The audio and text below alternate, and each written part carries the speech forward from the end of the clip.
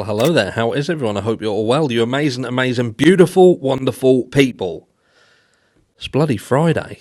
It's Friday. Thank crunchy it's Friday. And you're looking absolutely, absolutely amazing. Who didn't look so amazing, though, in the last few hours? Can you think of anyone? Can you think of anyone? I can. He goes by the name of Mowery. Mowery. Give me an M. Give me an O. Wery. And all that shizzle. Yeah. Well. I think the word of the day in that hearing was delete. Control-Alt-Delete. Control-Alt-Delete. Yes, so, yeah. I don't really know what to make of it all. Going to do two videos today. This one is just going to be talking about the court hearing itself. You'll have to excuse me because I'm losing my voice because I don't know. It seems to be that hay fever hates me.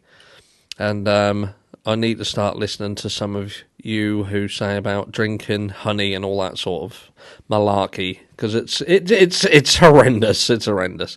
But anyway, I digress. Yeah, so yesterday's court hearing, we saw Officer Mowery, who was the scapegoat, officer, who was sent to the gallows, sent to Latah County to be a representative of the work that was done with regards to the cell phone analysis and how they got to plot where Bryan Kohberger was apparently driving on the night of these crimes and would be put out to the grand jury as a, look, you can see that Bryan Kohberger did this. You can absolutely see because I've got a screenshot here and that screenshot is showing it. And if you don't believe the screenshot, then I've got a screen record. I recorded the screen. And that will fill in the blanks for you. Yeah. Now the problem is CastViz, which is the program that law enforcement use in order to generate these reports, is notorious for not being the absolute best that there is. And, you've got all these people coming out and criticising. We call them the guilters. But that's an affectionate nickname. It's an affectionate one. We mean no harm by it. But you've got all these people coming out and attacking the likes of Cy saying, well, that's junk science. Junk science. He don't know what he's talking about. You've still got fucking idiots referencing this Colorado situation. And then, but then you've got the same people, the aforementioned affectionately known guilters, who will take Mowery and be like, well, what he did was fine. What he did was absolutely fine. Absolutely fine. He's not gonna give away his secrets, his trade secrets. Why should he? I'll tell you why. Because this is a death penalty case. 4 young adults lost their lives, and another guy could potentially use his. And nobody except Ann Taylor, Eliza Masseth, those connected to the defence team, seems to be taking this seriously. Now, I must admit, that's the first time that I've seen Judge John Judge look slightly taken aback by what was happening in front of him. He did still smirk a few times, but, he didn't seem as confident. And I did note that the red-faced little dwarf man, angry Santa, bad Santa, he didn't really move, nor did Jennings. They stayed pretty much planted to their seats for this one. I don't know whether they are wearing Velcro pants maybe, but this hearing didn't go well for them. This hearing didn't go well for them, and that is going to be kind of the feelings in, what... That's going to set the tone, if you like, for video 2 later. So keep your eyes peeled, because this is video 1 of 2. Technically, for me, because of time differences, this is video 2 of 3. But this is for you in the US and places. This is, yeah. if you're in Australia, I'm guessing this could be video 4 of, I don't know.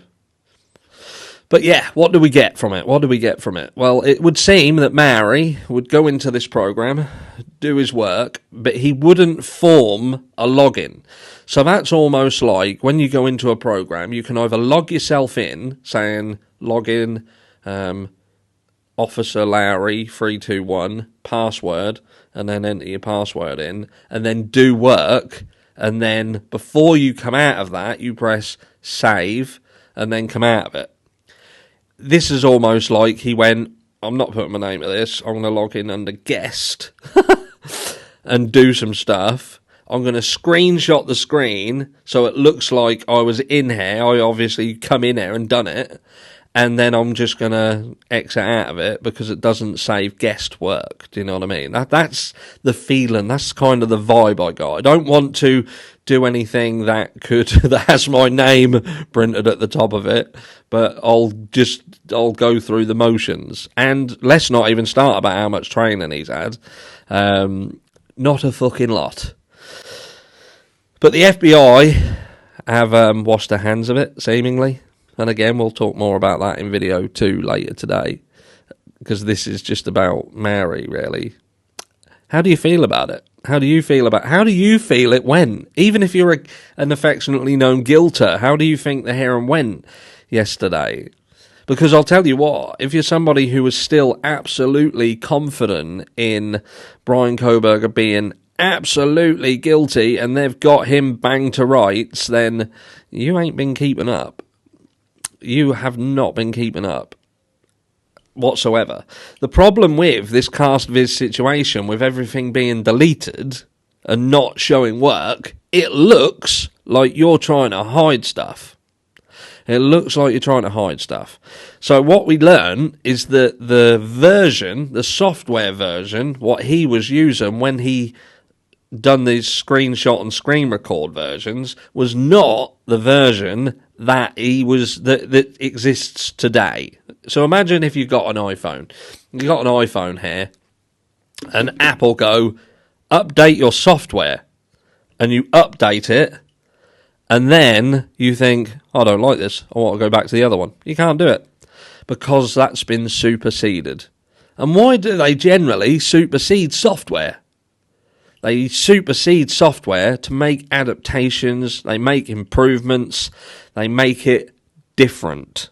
And that's the importance here, that an update succession in a version generally is because it's to make an improvement where the original one lacked somewhere, or there was a bug, there was something that didn't quite work.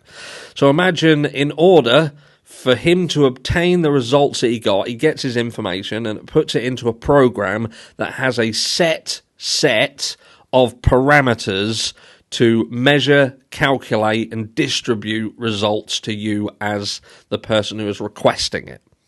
Okay? Well, those parameters, we now don't know what those parameters were. It might be that a certain set of them parameters, or the way in which this operated, there was more flexibility, pliability, where it doesn't exist in this one today.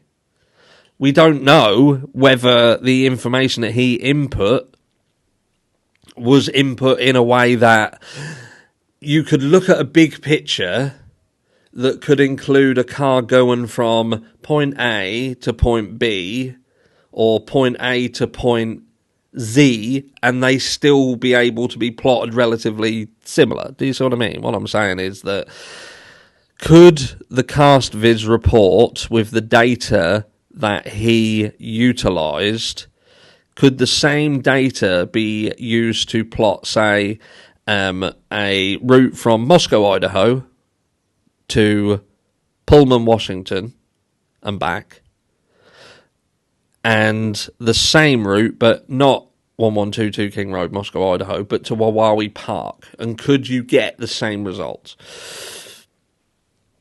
Say, for argument's sake, who knows?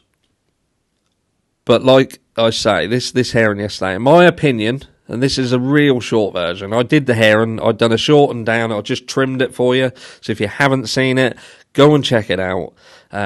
It's definitely worth watching, because you get to see what the prosecution have got in terms of who they will bring forward as professional witnesses, who are the people who are going to stand up in front of people and say why they think Brian Coburg is guilty. And if this is the best they've got, then something's a problem. And if I'm brutally honest, the way things are heading, it does seem like this information is all they've got. Everything else seems to be falling apart. And on that note, I'll catch you all in video 2 later. Don't miss it.